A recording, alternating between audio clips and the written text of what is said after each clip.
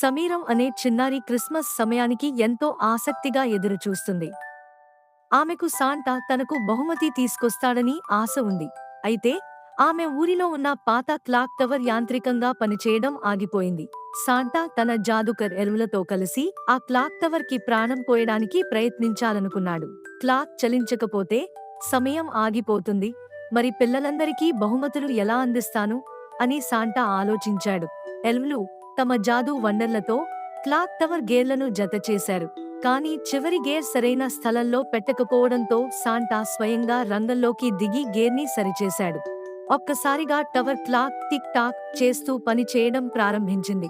చక్కగా మిడ్నైట్ దాటే సమయంలో సాంటా సమీరం ఇంటికి బహుమతి తీసుకొచ్చాడు. సమయం ఎంత ముఖ్యమో నీకు తెలుసా అని సమీరం అడిగితే సాంటా నవ్వుతూ చెప్పాడు, సమయం మనకెప్పుడూ విలువైన బహుమతి. నీవు కూడా నీ సమయాన్ని సంతోషంగా గడుపు. ముగింపు.